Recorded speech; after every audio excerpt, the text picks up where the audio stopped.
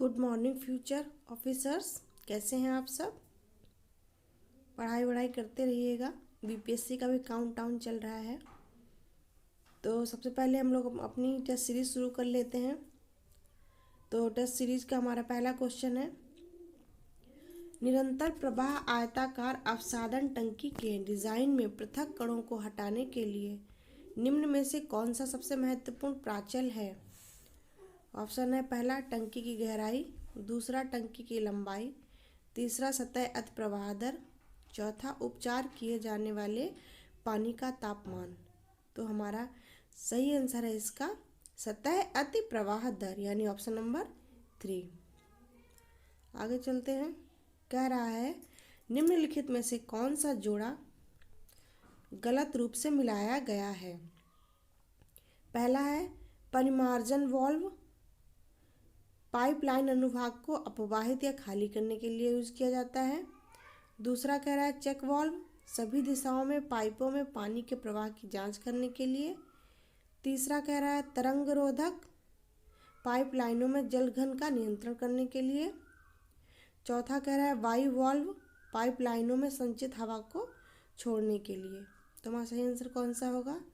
Option number 2, check valve सभी दिशाओं में पाइपों में पानी के प्रवाह की जांच के लिए। तो गलत हमारा कौन सा मिलाया गया है? दूसरा, और पहला, तीसरा, चौथा सही है। आगे चलते हैं। कह रहा है, pH बराबर 7 के नमूने की तुलना में pH बराबर 4 का पानी का नमूना कितना अधिक अम्लीय होगा?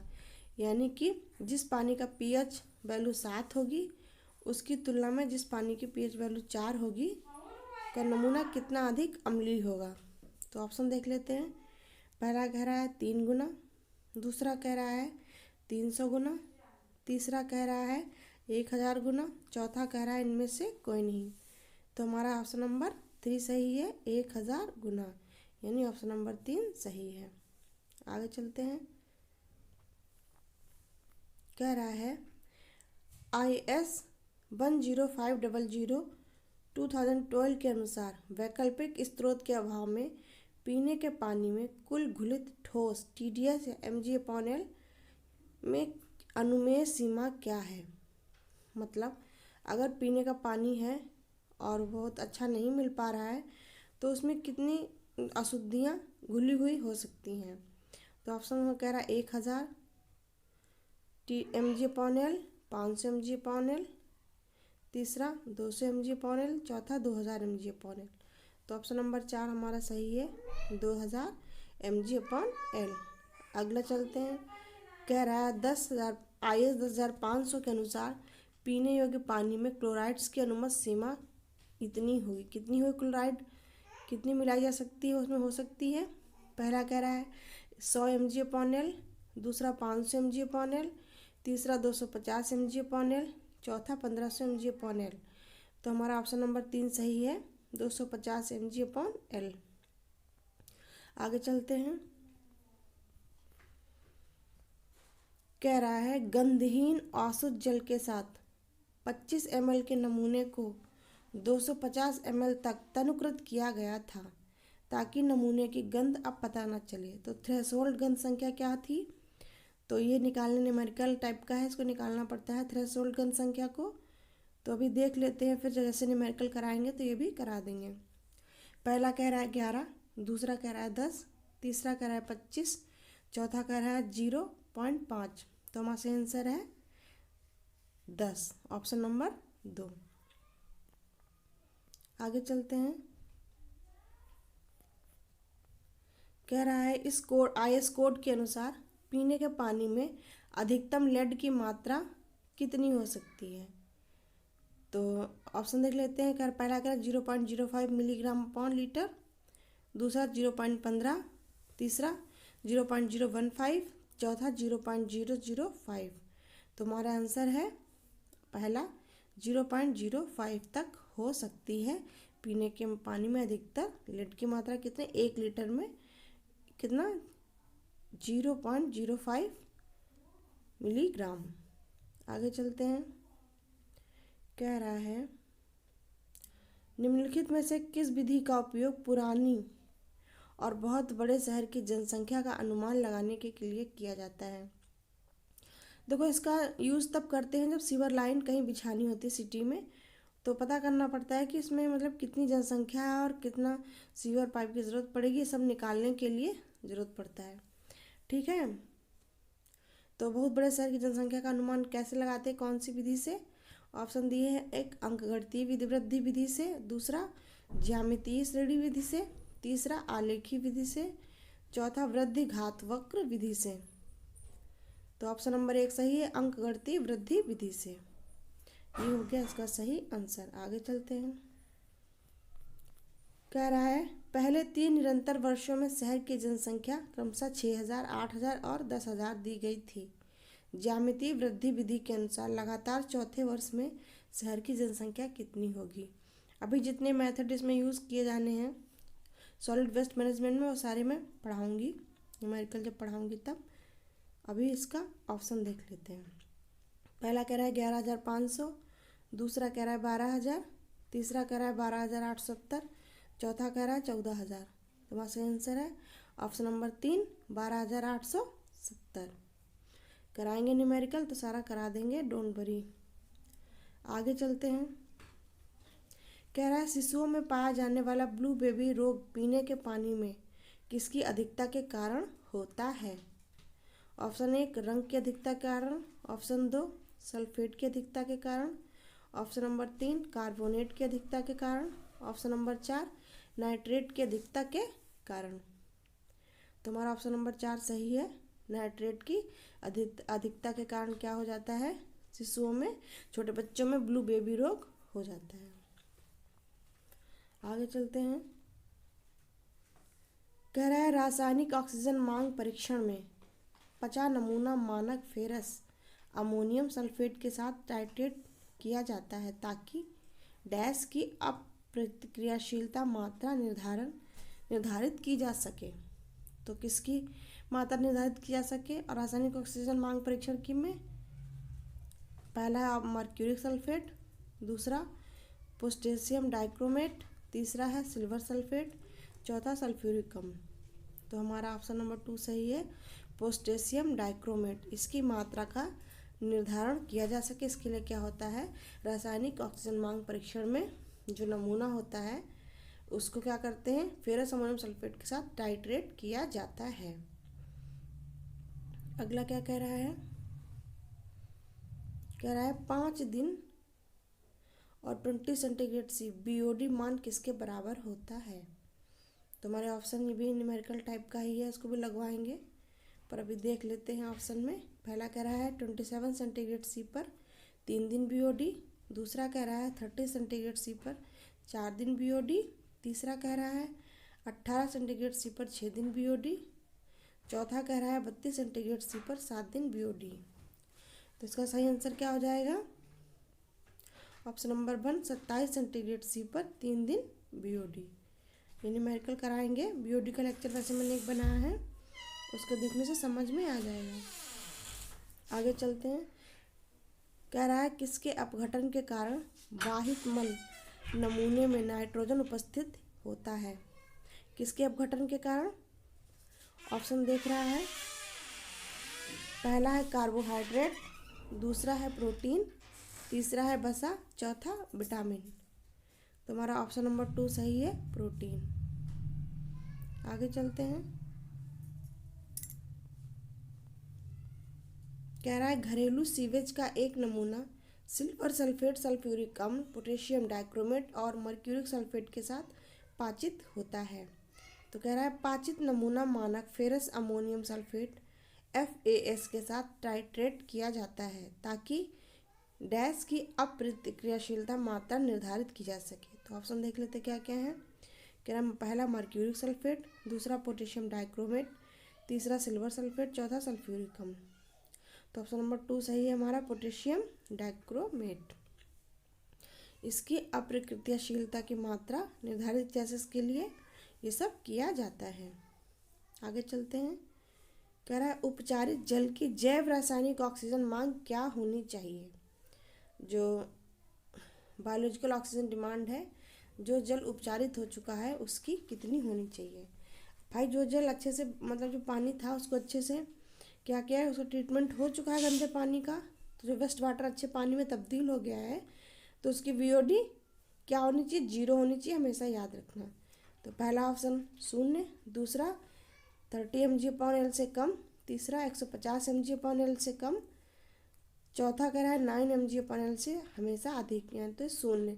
मतलब जो वेस्ट वाटर है अगर उसका ट्रीटमेंट हो चुका है तो कैसे उसकी ऑक्सीजन डिमांड होगी, वो 0 होगी। मैंने बीओडी पे भी लेक्चर बनाया है, जाकर देख लेना, क्लियर हो जाएगा ऐसा क्यों होता है। अगला क्या कह रहा है, ताज़ा मल का पीएच मान आमतौर पर कितना होता है। ऑप्शन हमारे दिए हैं, पहला 7, दूसरा 7 से अधिक, तीसरा 7 से कम, चौथा 9। तो हमारा सही ऑप्शन है ऑप्शन नंबर 2, 7 से अधिक।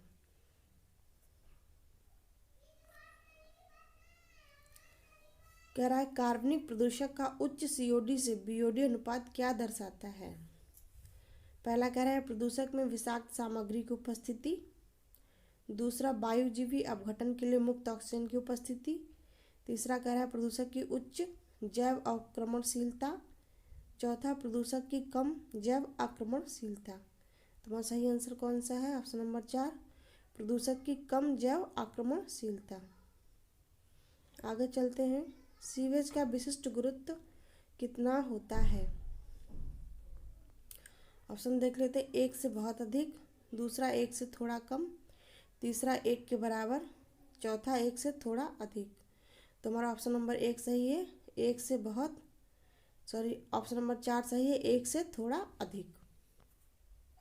सीवेज का विशिष्ट गुरुत्व कितना होता है, 1 से थोड़ा अधिक। आगे चलते हैं, कह रहा है ताजे और सेप्टिक मल की विशेषताएं क्रमशः हैं। क्या क्या विशेषताएं हैं, पहला कह रहा है अम्लीय और क्षारीय, दूसरा कह रहा है क्षारीय और अम्लीय, तीसरा कह रहा है दोनों अम्लीय, चौथा कह रहा है दोनों क्षारीय। तो सही आंसर देख लेते क्या है हमारा, क्षारीय और अम्लीय। तो ऑप्शन नंबर 2 सही है, क्षारीय और अम्लीय। तो ताजे और सेप्टिक मल की विशेषताएं क्रमशः क्या है, क्षारीय और अम्लीय। आगे बढ़ते हैं, कह रहा है पानी का मानक बीओडी डैश के लिए लिया जाता है। तो जो पानी की बायोलॉजिकल ऑक्सीजन डिमांड है कितने दिन की ली जाती है, पहला 1 दिन, दूसरा 3 दिन, ऑप्शन नंबर 3 5 दिन, ऑप्शन नंबर 4 7 दिन। तो सही हमारा ऑप्शन नंबर 3 5 दिन। आगे चलते हैं,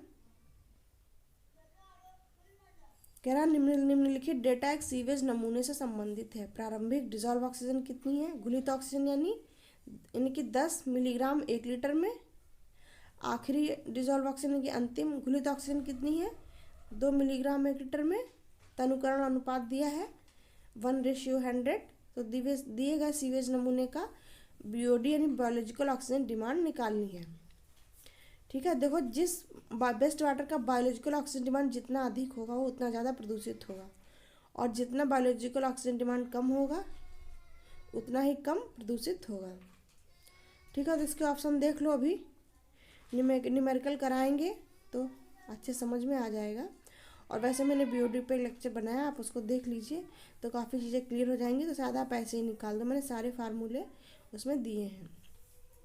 पहला कह रहा है 8 मिलीग्राम पर लीटर, दूसरा 10 मिलीग्राम पर लीटर, तीसरा 100 मिलीग्राम पर लीटर, चौथा 800 मिलीग्राम पर लीटर। तो वहाँ से आंसर क्या है, ऑप्शन नंबर 4 800 मिलीग्राम लीटर। अगले चलते हैं,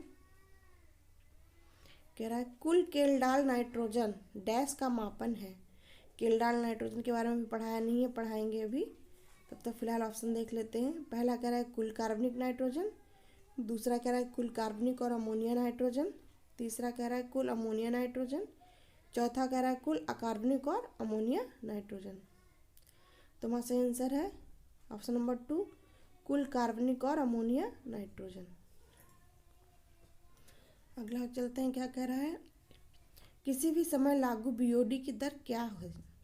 तो ऑप्शन देख लेते हैं। पहला कह रहा है संतुष्ट बीओडी के सीधे अनुपातिक, दूसरा कह रहा है शेष बीओडी के सीधे अनुपातिक, तीसरा कह रहा है संतुष्ट बीओडी के विपरीत अनुपातिक, चौथा कह रहा है शेष बीओडी के विपरीत अनुपातिक। तो सही हमारा आंसर क्या हो जाएगा?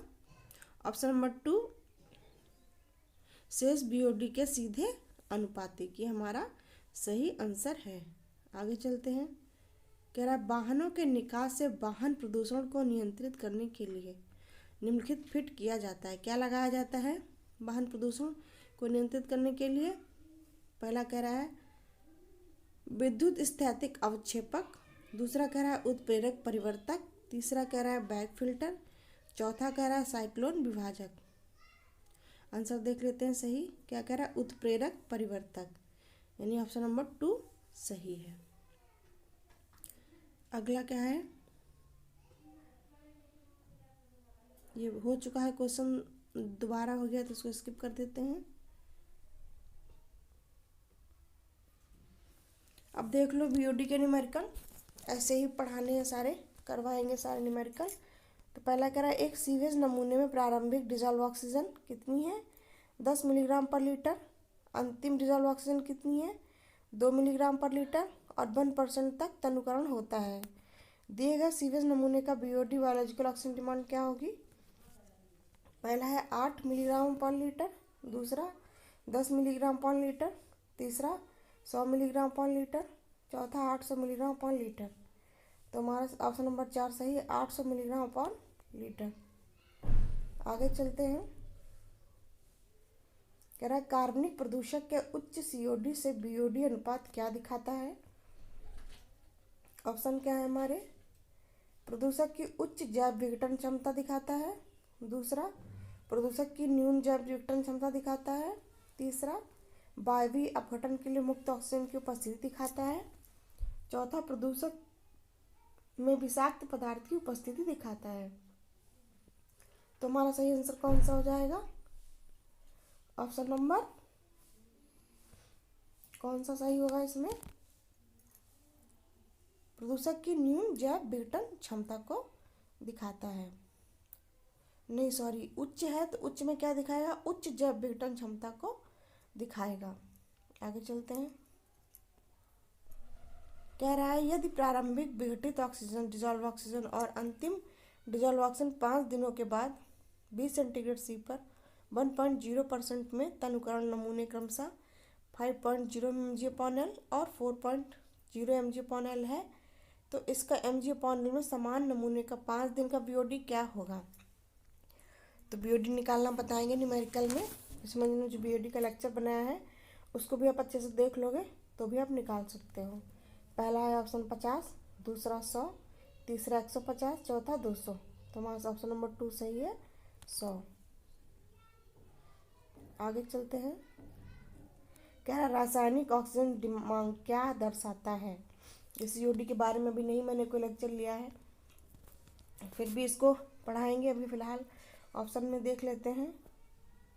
पहला कह रहा है अपशिष्ट जल का जैव निम्नीकरण दिखाता है, दूसरा कह रहा है एक सीवेज का सामर्थ्य दिखाता है, तीसरा कह रहा है सीवेज की आयु दिखाता है, चौथा कह रहा है अपशिष्ट जल के पुनर्चक्रण की संभावना दिखाता है। तो हमारा सही पहला हमारा अगला क्वेश्चन है कोयला आधारित तापीय विद्युत संयंत्र को वातावरण में मिलाकर प्रदूषित करता है कौन? पहला ऑप्शन है हमारा NOx और SO2, दूसरा NOx SO2 और SPM, तीसरा है हमारा NOx SPM और CO, चौथा है NOx SO2 SPM और CO। तो हमारा सही आंसर कौन सा है? Option number 4 NOx SO2 SPM और CO। आगे चलते हैं। अगला कह रहा है ध्वनि तरंगों का रॉ मान डैश पर निर्भर करता है, किस पर निर्भर करता है?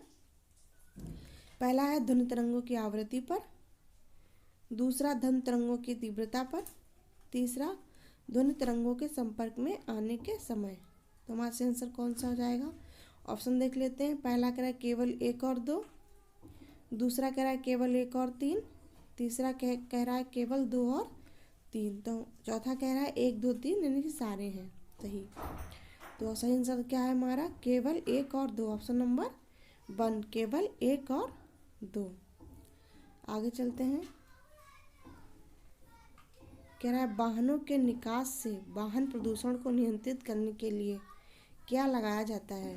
तो ये हमारा क्वेश्चन हो चुका है, दोबारा हो गया है। इसको स्किप कर देते हैं। कह रहा है अब द्वितीय वायु प्रदूषक पैन का पूर्ण रूप क्या है। पैन की फुल फॉर्म पूछ रहा है, तो हमारा ऑप्शन देख लेते कौन कौन से दे रखे हैं। कह रहा है पैरोक्सी एसिटाइल नाइट्रेट, दूसरा कह रहा है पैरोक्सी अमीन नाइट्रेट, तीसरा कह रहा है फोटोकेमिकल एसिटाइल नाइट्रेट, चौथा कह रहा है फोटोकेमिकल अमीन नाइट्रेट। तो हमारा सही आंसर कौन सा है, पैरोक्सी एसिटाइल नाइट्रेट, ऑप्शन नंबर 1 सही है हमारा। आगे चलते हैं। अन्य 50 डेसिबल रॉ के साथ 50 डेसिबल रॉ का जोड़ कितने रॉ के बराबर होता है। ऑप्शन देख लेते हैं। पहला 53 डेसिबल, दूसरा 73 डेसिबल, तीसरा 100 डेसिबल, चौथा 83 डेसिबल। तो हमारा सही आंसर कौन सा हो जाएगा, ऑप्शन नंबर 1 53 डेसिबल। आगे चलते हैं। कह रहा है SO2 और CO डैश पर प्रतिकूल प्रभाव डालते हैं। ये SO2 और CO किस पर प्रतिकूल प्रभाव डालते हैं। पहला कह रहा है क्रमशः रक्त की ऑक्सीजन वहन क्षमता और फेफड़ों की कार्यप्रणाली पर, दूसरा कह रहा है क्रमशः श्वसन तंत्र और मस्तिष्क की कार्यप्रणाली पर, तीसरा कह रहा है क्रमशः श्वसन तंत्र की कार्यप्रणाली और रक्त की ऑक्सीजन वहन करने की क्षमता पर, चौथा कह रहा है क्रमशः वायु मार्ग और छाती की कार्यप्रणाली पर। तो हमारा सही आंसर है ऑप्शन नंबर 3 क्रमशः श्वसन तंत्र की कार्यप्रणाली और रक्त की ऑक्सीजन वहन करने की क्षमता पर। आगे चलते हैं। कह रहा किस वायु प्रदूषक को फोटोकेमिकल प्रतिक्रियाओं के कारण छोड़ा जाता है। ऑप्शन हमारे पहला पारा, दूसरा ओजोन, तीसरा फ्लोराइड, चौथा लेड। सही आंसर हमारा कौन सा हो जाएगा, ऑप्शन नंबर 2 ओजोन।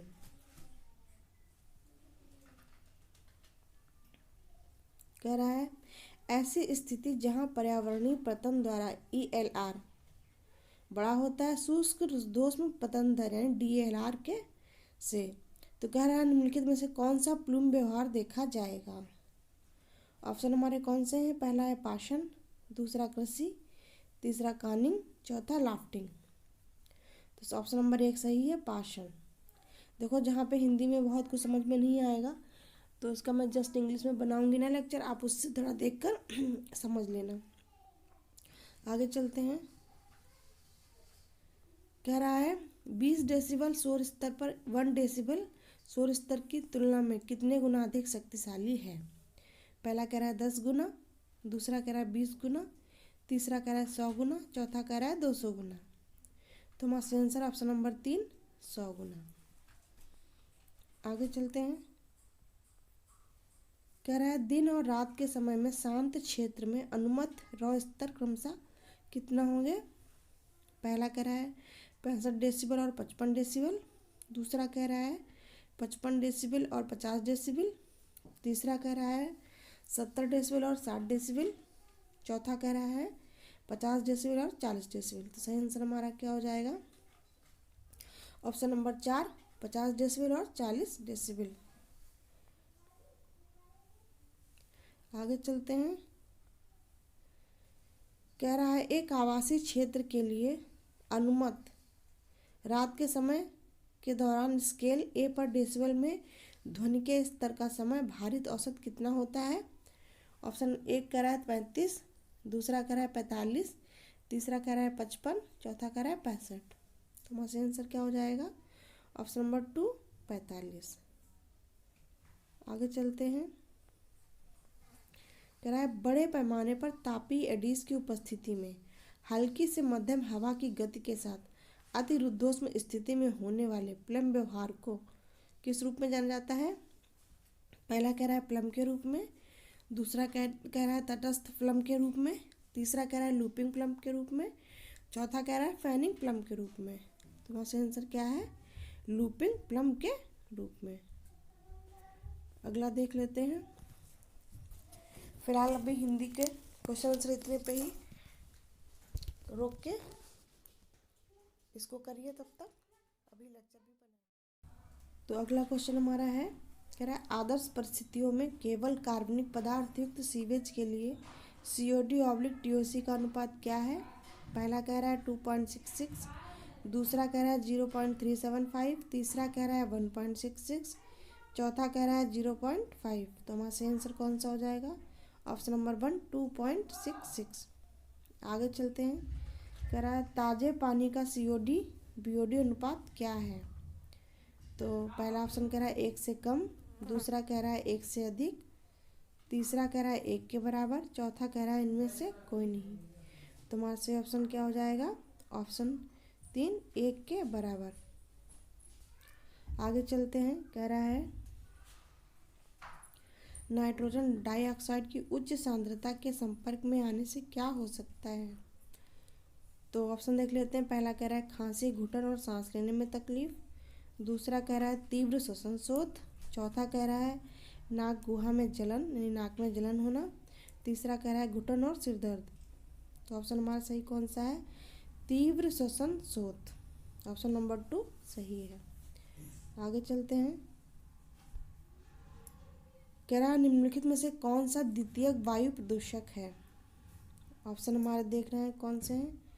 पहला कार्बन डाइऑक्साइड, दूसरा नाइट्रोजन ऑक्साइड, तीसरा कणिका पदार्थ, चौथा काला धुआं। तो हमारा द्वितीयक वायु प्रदूषक कौन है? काला धुआं। ऑप्शन नंबर 4 सही है। आगे चलते हैं। कह रहा है फैनिंग प्रकार का प्लूम व्यवहार तब होता है जब।